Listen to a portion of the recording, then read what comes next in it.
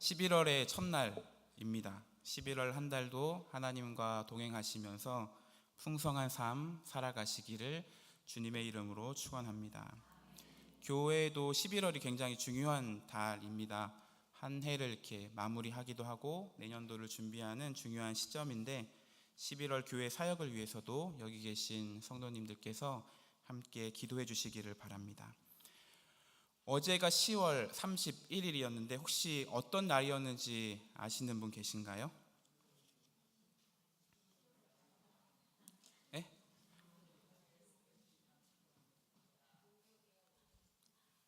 송중기와 송혜교가 결혼한 날? 네, 어제는 종교개혁 기념일이었어요. 전혀 의도한 것과 상관없이 1517년 10월 31일 독일의 마르틴 루터가 면죄부 판매에 대한 것에 반박하는 반박문을 걸면서 종교개혁이 시작됐던 날, 그래서 딱 500주년이 되는 날이었거든요. 종교개혁하면은 가장 떠오르는 것은 오직 말씀, 성경대로 이런 표어인데 마침 오늘 설교 제목이 말씀과 관련된 주제입니다. 일부러 맞춘 게 아니라 저희들이 계속 공부하고 있는 가스펠 프로젝트 과를 진행하다가 연결이 되었는데 신기하기도 하고 오늘 말씀이 또 기대가 되는 것 같습니다. 옆에 분들과 한번 인사하겠습니다. 말씀의 사람이 되세요. 10월 달에 노회들마다 목사 안수식들이 많이 있었어요. 저희 교회에서도 한상은 목사님이 목사 임직 받으셨고 제 제일 친한 친구도 이번에 목사 안수를 받았어요. 늦게 안수를 받아서 이렇게 목사 안수식, 강도사 인허식 이런 곳을 가면서 가장 많이 들었던 말 중에 하나가 이거였어요. 말씀의 사람이 되십시오. 목사님들 보고 강도사님들 보고 성경 많이 읽고 말씀대로 설교하고 그런 목사님 되시라고. 그러면서 자연스럽게 제가 목사를 될 때, 목사 임직을 받을 때 생각이 떠오르게 됐습니다.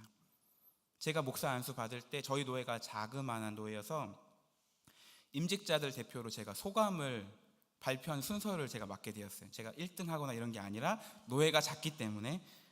근데 그 중에 제가 했던 말이 떠올랐는데 이런 말을 했었어요. 말씀을 잘 나누고 쪼개는 목사가 아니라 말씀에 의해서 내가 먼저 쪼개어지는 목사가 되고 싶습니다. 지금도 저의 소원이기도 한 것 같아요. 말씀을 잘 분석해서 이 본문은 1, 2, 3 딱딱딱 이렇게 잘 쪼개고 분석하는 것도 중요하겠지만 말씀을 전하는 내가 먼저 쪼개어지고 말씀이 나를 주장하시는, 그래서 그 가운데 변화되는 일들이 일어나는 말씀의 사람으로 세워지는 것을 소망하고 여기 계신 여러분들도 살아있고 운동력 있는 하나님의 말씀으로 충만하시기를, 정말 말씀의 사람 되시기를 다시 한번 주님의 이름으로 축복합니다. 오늘 설교 제목 한번 같이 읽어보겠습니다. 하나님이 말씀하실 때. 한번 따라해 주세요. 하나님이 말씀하실 때. 하나님이 말씀하실 때, 그때가 바로 은혜의 때입니다. 하나님이 말씀하시는 것, 내가 그 말씀을 들을 수 있는 것 자체가 은혜예요. 여러분, 하나님의 말씀이 없다고 내가 그 말씀을 듣지 못한다고 한번 생각해 보세요. 하나님이 지금 이 시대에는 내 장차 20, 30년 동안은 말씀하지 않으신다, 침묵하신다 한번 상상해 보세요. 그것만큼 불행하고 재앙된 일이 어디 있겠습니까? 오늘날 우리는 하나님의 말씀을 많이 듣고 있는다고 생각해요. 착각합니다. 언제 어디서나 설교를 들을 수 있기 때문에 나는 말씀을 많이 듣고 있다, 말씀을 많이 갖고 있다 생각합니다. 여기 계신 분들은 핸드폰 꺼내보시면 아마 성경 어플 하나씩은 다 깔려 있을 거예요. 두세 가지 막 갖고 계신 분들도 있으실 거예요. 근데 그게 내가 말씀을 잘 듣고 있다, 말씀에 충만하다, 내가 말씀의 사람이다라는 것과는 상관없는 일일 수도 있죠. 성경책이 집에 여러 권 쌓여 있을 수도 있습니다. 여러 종류도 있잖아요. 요즘에는 뭐 부부를 위한 성경도 있고 쉬운 성경도 있고 우리말 성경도 있고 많이 있는데 그만큼 하나님의 말씀을 접하기는 싫고 주변에 많이 있지만 오늘날 가리켜서 말씀의 시대다, 말씀이 충만하다라고 할 수는 없는 것 같습니다. 다른 사람 말고 나 자신을 한번 생각해 보세요. 성경책이 많다고 우리가 성경을 더 많이 읽나요? 설교를 많이 듣지도 않겠지만 유명한 목사님들의 탁월한 설교를 듣는다고 내가 탁월해지는 것은 아니지 않습니까? 저도 마찬가지예요. 설교에 대한 좋은 책들을 많이 읽는다고 제 설교가 탁월해지는 게 아니고, 좋은 서적들을 많이 갖고 있다고 제가 하나님의 음성을 더 듣고 있는 것은 별개의 일인 것 같아요. 여러분들은 요즘 하나님이 주시는 말씀을 잘 듣고 계신가요? 오히려 말씀이 없는 삶을 더 많이 살아가는 때가 오늘날의 시대는 아닙니까? 하나님이 말씀하실 때 그 말씀을 듣는 것, 이 자체가 은혜이고 복이고요. 반대로 하나님이 말씀하시지 않는 것, 그 말씀을 듣지 않는 것, 이것은 재앙입니다. 오늘 본문 1절에 보면 이 시기를 하나님의 말씀이 희귀했던 때라고 얘기하고 있죠. 우리 본문 1절을 같이 한번 읽어보겠습니다. 아이 사무엘이 엘리 앞에서 여호와를 섬길 때에는 여호와의 말씀이 희귀하여 이상이 흔히 보이지 않았더라. 이 시대는 사사기는 아니지만 사사 말기 시대이고 전체적으로 어둡고 하나님의 말씀이 희귀했던 시대, 여기에 나오는 말씀과 이상은 하나님께 주로 선지자들에게 하나님의 뜻을 보이시고 계시하시는 방편이고 통로였습니다. 근데 그게 하나님의 뜻을 보이시고 나타내시는 말씀이 희귀하고 이상이 잘 보이지 않는 시대, 은혜의 시기라기보다는 재앙의 시기에 더 가깝죠. 근데 중요한 것은 그렇게 말씀하지 않는, 하나님의 말씀이 들리지 않는 그때 하나님의 말씀이 사무엘에게 들려지고 있다. 하나님이 사무엘에게 말씀하고 있다. 다시금 말을 걸고 계시다. 새로운 사람인 엘리 대신에 사무엘에게 말씀을 하고 계시다. 그러니까 오늘 본문은요, 사무엘이 하나님의 말씀을 몇 번 놓쳤다가 다시 들었다, 이거 정도가 아니고 말씀이 안 들리고 희귀하던 그 시대에 하나님의 말씀이 다시 임하고 새 시대가 이루어가는 시대, 다시금 말씀이 충만해져 가는 시대, 이것을 아는 것이 중요합니다. 하나님이 말씀하시는데 당시의 지도자인 엘리에게 말씀하시지 않고 사무엘에게 말씀하고 있죠. 엘리와 사무엘을 비교하면 사실 비교가 안 되는 인물입니다. 엘리는 제사장이에요. 사무엘은 엘리를 돕는 종에 불과했습니다. 엘리는 그 시대의 종교를 대표할 수 있는 지도자, 인물이었습니다. 하지만 사무엘은 성경 자체가 아이 사무엘이라고 말하고 있죠. 엘리는 경험이 많은 어른이었고 사무엘은 경험도 별로 없어요. 본문에도 보면은 하나님이 자신을 부르시고 있는데 이 경험이 없으니까 이때 내가 뭘 해야 되는지도 모르고 있잖아요. 엘리도 세 번째야 그걸 깨닫지만 분명 이전에 경험이 있으니까, 연륜이라는 게 있으니까 그걸 통해 다시금 부르신다면 이렇게 말해라, 이렇게 주잖아요. 사무엘에게 알려줘요. 하지만 하나님께서 알려주신 그 모습이 이 사무엘을 부르시는 이 본문을 토대로 이제는 사무엘이 엘리에게 전하는 시대로 전환이 됩니다. 오늘 성경은 사무엘과 엘리를 비교해놔요. 의도적으로 비교하는데, 그래서 저는 오늘 설교를 이 두 인물을 가지고 한번 적용해 보려고 합니다. 사무엘이라는 한 사람에 대해서 집중하기보다 사무엘에 대해서 생각해야 될 것, 또 엘리에 대해서 생각해야 될 것들을 한번 같이 생각하면서 적용해 보려고 합니다. 성경이 그렇게 두 사람을 보여주고 있기도 하고 두 가지의 모습이 사실은 우리 모두의 모습이기 때문이에요. 먼저 엘리에 대해서 생각해 보겠습니다. 엘리는 사무엘과 그 부모 시대의 이스라엘의 제사장입니다. 사무엘이 태어나기도 전에 그의 어머니 한나가 성전에 올라가서 괴로움을 토로할 때 그 제사장이 바로 엘리였잖아요. 엘리에게는 두 아들이 있었습니다. 누구죠? 안 줄고 계셨군요. 홈니와 비느하스. 이 아들들 역시 제사장의 역할을 하고 있었죠. 하지만 하나님이 기뻐하시는 제사장은 아니었습니다. 성경은 그 아들들의 죄악을 고발하죠. 하나님께 드려지는 제물을 온전하게 바치지 않고 자기 마음대로 취하고 심지어는 날고기를 가져와라, 내가 그걸 원한다. 횡패 부리고. 이 사람이 누구냐면 제사장들이 그랬다는 거예요. 또 회막문에서 수종 드는 여인들과 동침하는 죄를 범합니다. 회막문에서 수종을 드는 여인들이라고 할 정도면 하나님께 헌신된 자였지 않을까요? 그런 자들을 농락하면서 죄악을 저지르는, 이들이 행한 악행은 이스라엘 백성들이 모두 알 정도로 반복되고 지속되었던 죄악이었습니다. 엘리의 귀에도 들렸는데 엘리는 두 아들들의 악행을 제대로 처리하지 않습니다. 이것이 엘리의 죄악이고 잘못이죠. 두 아들들의 잘못도 큰 죄이지만 그 아들들을 그대로 방치해버리고 내버려 두었던 엘리의 죄악도 심각한 것이었습니다. 성경은 뭐라고 하냐면 사무엘상 2장 29절에 엘리가 하나님보다 아들들을 더 중히 여겼기 때문이라고 성경은 말씀하고 있어요. 여러분, 엘리는 자신의 아들들의 죄악을 알았습니다. 분명히 들었습니다. 엄히 훈계하고 고치고 회개시켜야 했는데 그렇게 하지 못했죠. 엘리는 무엇을 해야 되는지 알았고 무엇이 옳은지 알았는데 그대로 행동하지 못했어요. 2장 하반부에 보셔도 한 하나님의 사람을 통해 자신의 집에 내리는 저주의 말을 듣습니다. 그렇지만 그 엄한 경고를 받고도 성경은 엘리가 어떻게 했다는 반응이 기록되어지지 않아요. 들었지만 아무런 것도 행하지 않고, 알았지만 어떤 행동도 취하지 않고, 재앙의 경고를 받았지만 어떤 반응도 하지 않고 있는 것, 그럼에도 그 제사장의 자리에서 그 역할들은 계속 하고 있는 것, 이것이 엘리의 모습이거든요. 여러분, 저와 여러분은 어떨 것 같으세요?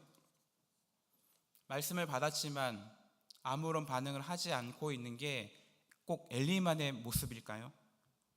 하나님이 우리에게 말씀하시는 걸 들을 때 저와 여러분은 어떻게 반응하고 있습니까? 최근에 여러분에게 하나님께서 주신 말씀, 마음의 찔림, 감동, 어떤 것이 있으셨나요? 그 말씀에 여러분은 어떤 움직임을 하고 계십니까? 죄에 대해서 어떠한 경고를 주셨고 어떠한 깨달음을 주셨습니까? 그것에 대해서 여러분은 돌이키셨나요? 하나님께서 무엇인가를 보게 하시고 깨닫게 하시고 생각을 더 해주시는 것에 대해서 여러분은 어떤 응답들을 하고 계십니까? 혹시 우리도 엘리처럼 들었는데, 알았는데, 경고받았는데 가만히 있고 아무런 반응하지 않고 있는 엘리의 잘못과 어리석음을 우리도 하고 있지는 않느냐 하는 것입니다. 말씀을 받는 것도 굉장히 중요한 것이지만 그 받은 말씀을 가지고 내가 믿음으로 어떻게 반응할 것이냐가 또한 중요한 것이거든요. 어쩌면 우리는 말씀을 받는 것만 생각하지, 오늘 말씀 받고 은혜 받아야지, 즐거워야지, 이것만 생각하지 그 받은 말씀으로 나 어떻게 살아갈 거에 대해서는 잘 생각하지 않지 않은가. 만약 그런 우리라면 하나님이 말씀을 주실 이유가 있을까? 만약 하나님이 나에게 말씀하지 않는다면, 은혜 주시지 않는다면, 침묵하시는 것 같다면 이것이 이유가 되지 않을까요? 엘리에 대해서 두 번째 생각할 것이 앞에 부분과 연결돼서 엘리는 영적으로 굉장히 무감각했습니다. 죄에 대해서 아무런 반응하지 않고 회개하지 않는 것과 연결해서 엘리는 제사장이고 영적 지도자였지만 영적으로 성장하지 않고 무감각했습니다. 한나를 대하는 그 모습을 보면은 그의 영적인 상태를 알 수 있는 것 같습니다. 하나님 앞에 마음을 토로하고 기도하는 그 한나를 보면서 엘리가 어떻게 반응하죠? 술에 취해서 중얼거리는 것으로 착각하죠. 단순한 실수라고 보여지기보다는 그만큼 영적으로 분별력을 잃고 있고 영적으로 무감각해져 있는 영적인 지도자, 그 모습을 보여주고 있습니다. 오늘 본문에서도 엘리를 어떻게 설명하냐면 2절 말씀에 엘리의 눈이 점점 어두워가서 잘 보지 못하는 그때라고 성경은 말씀해요. 물론 육신의 시력이 노쇠해가면서 어두워졌다라는 것도 있겠지만 단지 시력만을 의미하는 것은 아닐 것입니다. 엘리의 영적인 상태가 점점 더 어두워져 가고 있다. 앞을 보지 못하는 상태다. 영적으로 제대로 바라보지 못하는 제사장, 그가 엘리입니다. 영적인 지도자인데 영적으로 둔감하다, 메말라 있다. 얼마나 안타까운 모습인가요? 저와 여러분들은 어떨까요? 하나님의 사람, 성령의 사람, 말씀과 성령으로 충만해지기를 소원하고 날마다 기도하는 우리들인데 영적으로 어두워져 가고 둔감해 있고 메말라 있는 것이 우리들의 실체는 아닐까? 엘리는 여전히 제사장의 자리에 있었지만 오랜 시간 그 영적인 메마름이 있었을 것입니다. 이미 오랜 시간 하나님 말씀을 듣지 못한 상태가 오래되었을 것이에요. 제사장 역할은 하고 있지만 결코 제사장답지 않은, 자리를 차지하고 누리고 있지만 그 자리에 합당한 역할은 하지 못하는 제사장. 그런 엘리가 두 아들들에게 선한 영향력을 끼치지 못했다라는 것은 어쩌면 당연한 것인지도 모르겠습니다. 사랑하는 성도 여러분, 저와 여러분에게 이런 은혜 있기를 바랍니다. 영적으로 날마다 깨어있고 성장하고 진보하는 충만한 은혜가 함께 하시기를 주님의 이름으로 축복합니다. 시간이 지날수록 어떤 자리에 내가 있을수록 더욱더 영적으로 충만해져 가고 성장하는 은혜, 영적으로 무감각하고 퇴보하는 안타까운 자들의 모습이 아니라 오히려 주변 사람들에게 그 영향력을 끼치고 보여줄 수 있는 멋진 하나님의 사람들이 되어야 할 것입니다. 사무엘에 대해서도 한번 생각해 볼게요. 사무엘이 있었던 그 시대적인 상황이 좋지 않았죠. 말씀이 희귀하고 이상이 보이지 않는 어두운 시대. 그가 배워야 할 지도자도 분별력을 잃어가는 사람들, 믿음의 지도자, 신앙의 선배라고 할 수 있는 엘리, 홈리와 비느하스가 적격자라고 보이지 않는 상황에 있었습니다. 사무엘은 나이도 어린, 경험도 없는 아이였어요. 하지만 성경은 사무엘이 하나님 앞에서 자라갔다. 사무엘상 2장 21절 하반절 보시면 아이 사무엘은 여호와 앞에서 자라니라. 성경은 사무엘이 엘리 앞에서 자랐지만, 엘리의 가정 안에서 자랐지만, 엘리가 그를 지도하지 못한 한계가 여전히 있었지만 하나님께서 사무엘을 자라가게 하시고 지도하셨고 훈련시켜 가셨고 어느 때가 돼서 지금 그를 부르신다라고 말씀합니다. 하나님은 사무엘에게 말씀하세요. 4번이나. 사무엘은 하나님이 자신을 부르신다는 것을 전혀 알지 못합니다. 그래서 엘리한테 달려갑니다. 사무엘이 3번, 4번이나 이걸 반복하면서 하는 것도 대단하지만 저는 이 성경 보면서 사무엘이 올바른 반응 보일 때까지 하나님이 계속 부르시는 것도 참 대단하다. 계속 반응하지 못하는데도 여전히 하나님이 참고 기다리시면서 사무엘이 온전히 자신한테 하나님께 반응할 때까지 사무엘아, 사무엘아 부르시고 있는 그 하나님의 사랑과 인내가 대단한 것 같아요. 하나님은 사무엘을 부르세요. 포기하지 않고 계속해서 부르시고 기다리십니다. 여러분들에게도 그렇게 하시는 좋으신 하나님이십니다. 내가 온전하게 하나님에 대해 마땅하고 합당한 반응을 보일 때까지 한두 번 불러와서 포기하시는 것이 아니라 다른 사람 찾아야겠다 하시지 않고 여러분들을 계속해서 부르시고 기다리시는, 내가 믿음의 바른 판단과 반응을 보일 때까지 계속해서 부르시고 그 자리에 계시는 하나님. 성경은 사무엘이 아이라고 얘기하고 있죠. 그리고 7절에 보면은 7절 같이 한번 읽어보겠습니다. 또 한번 졸지 않게 하는 타이밍이 온 것 같아서 7절 말씀. 사무엘이 아직 여호와를 알지 못하고 여호와의 말씀도 아직 그에게 나타나지 아니한 때라. 분명히 이전에 보면 사무엘은 하나님 앞에 있었고 자라갔고 제사장의 일을 도왔잖아요. 아예 모르고 있었던 것은 아닐 것입니다. 어렸을 때도 세마포 에봇을 입고 하나님을 섬겼다라고 성경을 기록하잖아요. 어느 정도 알았지만 뒤에 있는 말씀처럼 하나님이 사무엘에게 직접 나타나서 말씀하시는 이 경험이 없었던 것 같아요.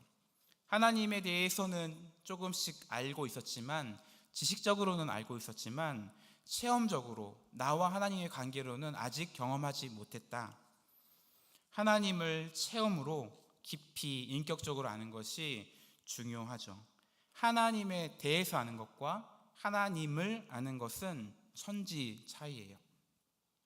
교회에 대해서, 기독교 용어에 대해서, 예배 순서가 어떤 것인지에 대해서 익숙하고 잘 알 수 있어도 하나님을 아직 잘 모르는 경우가 있을 수 있습니다.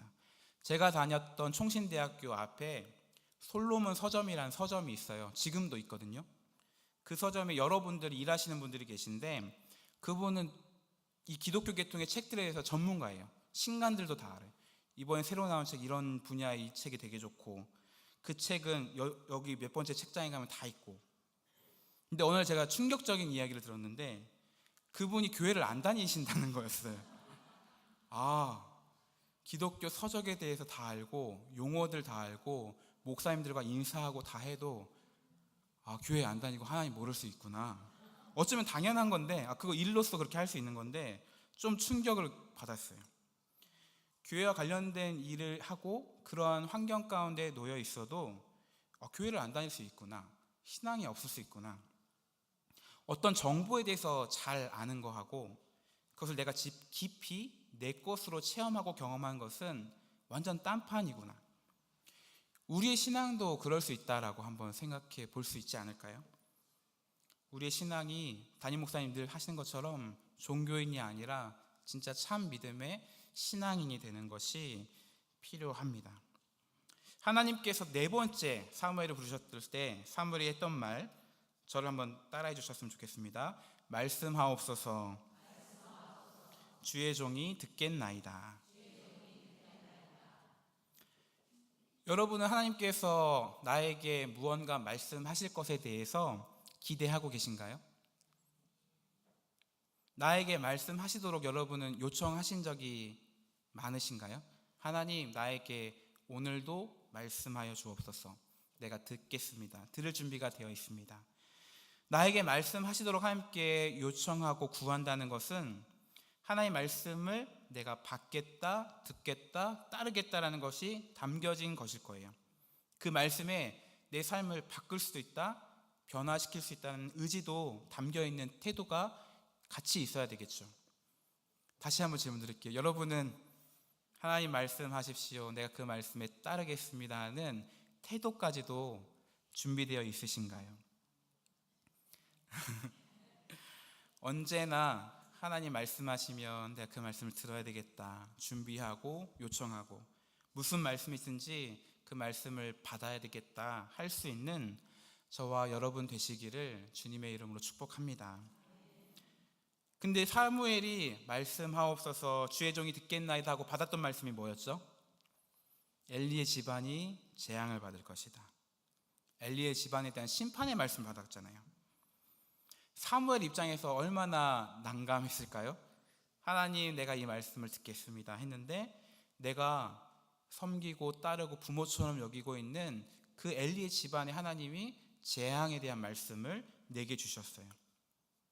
그래서 어린 사무엘에게는 분명히 감당하기 힘든 일이었을 것입니다. 우리가 기대하는 말씀과 다른, 내가 전혀 생각하지 않았던 일들이 나에게 찾아올 때가 있죠.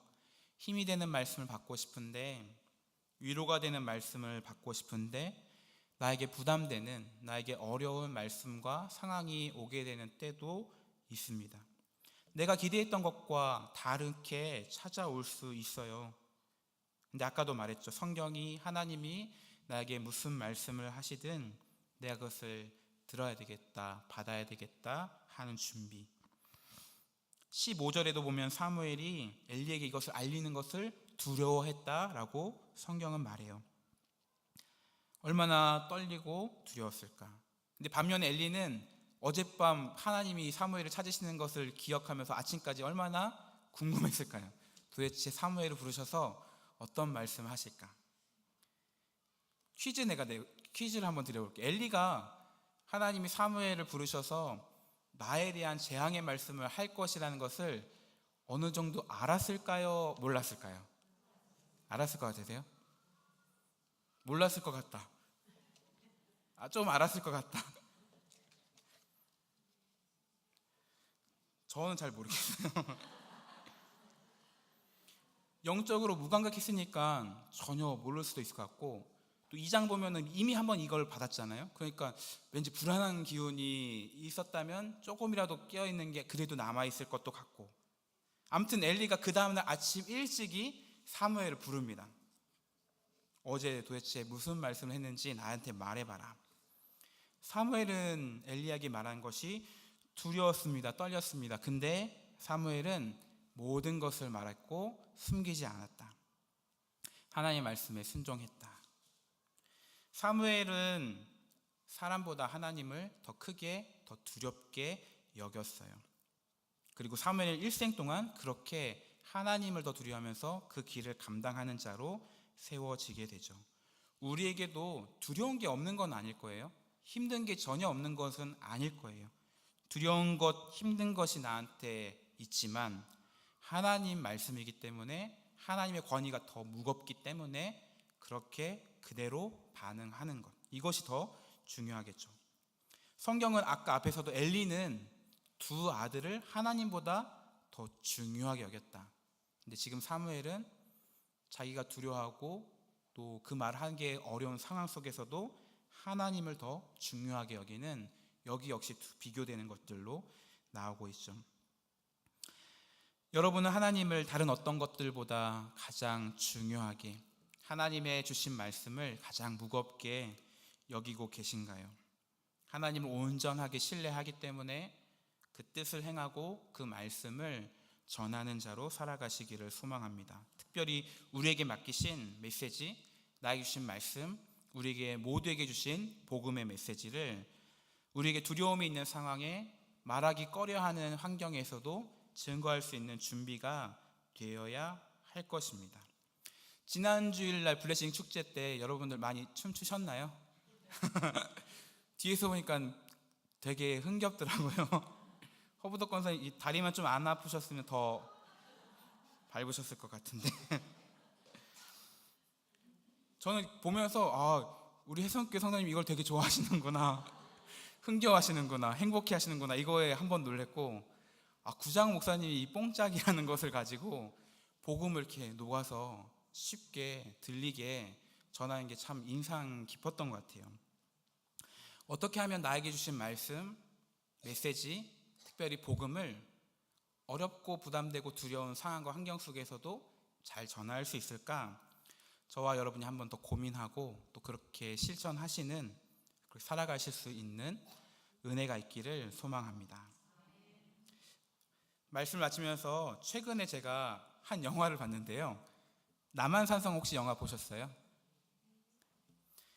배우들 연기도 굉장히 뛰어나고 메시지도 되게 묵직하고 너무 좋아하는 영화였는데, 어제 이 설교를 준비하다가 뭔가 이렇게 연결되는 부분이 있어서 이 부분을 한번 같이 나누고 말씀을 마무리 짓고 싶습니다. 이 남한산성이라는 영화는 조선 인조 왕시대에 청나라가 침입해 와서 왕과 조정들이 남한산성으로 도피했던 그 시간들을 배경으로 하는, 병자호란을 배경으로 하는 영화인데, 거기 보면은 두 명의 충신이 자기 의견 신념을 가지고 다른 방향이지만 열심으로 대립하는 장면도 나오고, 또 임금과 조정이 그 어려운 상황 속에서 나라에 대해서 고민하는 것도 나오고, 때로는 무기력한 모습도 나오고, 한편은 그 겨울이라는 시기거든요. 12월과 1월에 45일 정도의 시간인데, 그 추위에 성 안에서 굶주리면서 버티고 있는 조선시대의 백성들의 모습들이 나오고 있는데, 제가 뭐가 떠올랐냐면, 오버랩이 됐냐면,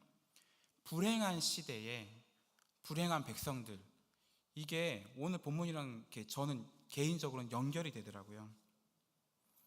그 시대에 청나라의 위협을 받고 있는 어려운 시대, 지도자가 제대로 하지 못하는 어려운 시대, 백성들이 추위와 굶주림에 허덕여야만 하는 그 힘겨운 시대, 오늘 본문에도 영적으로 무감각해져가는 지도자 때문에 말씀이 희귀해져가고 궁핍한 이 시대에 불행한 백성들. 아모스서 8장 11절 보면은 이런 말씀이 있습니다. 주 여호와의 말씀이니라. 보라, 날이 이를지라. 내가 기근을 땅에 보내리니 양식이 없어 주림이 아니며 물이 없어 가람이 아니요 여호와의 말씀을 듣지 못한 기갈이라. 말씀을 듣지 못하는 기갈에 놓여 있는 백성들, 불행한 시대의 불행한 백성들, 이들에게 가장 필요했던 것은 말씀의 충만, 말씀의 회복인데 하나님이 그 시대에 사무엘을 부르셔서 다시금 말씀을 주시고 말씀이 있는 나라로 세워가시는 일을 이루어 가시죠. 19절 읽지는 않았지만 이 뒤에 19절부터 21절 뒤에 말씀을 보시면 사무엘이 자라매 여호와께서 그와 함께 계셨고 그의 말이 하나도 땅에 떨어지지 않게 하나님이 지도하시고 돌보셨다. 20절에 단에서부터 부엘세바까지 이스라엘의 북쪽에서 남쪽 끝까지 온 이스라엘이 하나님께서 이 사무엘을 하나님의 선지자로 세우셨다. 이를 통해 일하고 계신다. 이 어두운 시대에 하나님이 이렇게 새롭게 역사하시는 것을 시작하셨다는 것을 온 백성들이 알고 있어요. 21절 말씀 같이 한번 읽어보겠습니다. 3장 21절. 여호와께서 실로에서 다시 나타나시되 여호와께서 실로에서 여호와의 말씀으로 사무엘에게 자기를 나타내시니라. 분명히 3장 처음의 시작은 말씀이 희귀했던, 이상이 없었던, 흔히 보이지 않던 그 시대가 사무엘을 부르심으로 말미암아 온 이스라엘에 하나님이 다시 나타나시고 말씀이 충만한 시간으로 만들어가는 것, 이런 복을 주시는 것들을 성경은 보여주고 있어요. 한 사람 사무엘을 통해서 이스라엘 나라를 변화시켜 가십니다. 여기 계신 사랑하는 성도님들 한 분 한 분이 사무엘과 같은 말씀의 사람 되시기를 축복합니다. 여러분을 통해서 여러분의 가정이, 교회가, 우리 주변에 변화가 일어나기를 소망합니다. 하나님 오늘도 우리에게 말씀해 주시기를, 그 말씀 앞에 내가 받기를, 말씀하시기를 요청하고 또 그 말씀을 믿고 받는 것, 하나님 주신 능력으로 담대하게 주신 말씀으로 살아가고 전하는 삶을 살아갈 수 있기를 간절히 소원합니다. 저와 여러분 또 우리 혜성교회가 말씀의 도구로 말씀의 충만한 역사가 다시금 일어나는 일에 쓰임받는 블레싱의 사람들 될 수 있기를 주님의 이름으로 축원합니다. 함께 기도하고 마치겠습니다.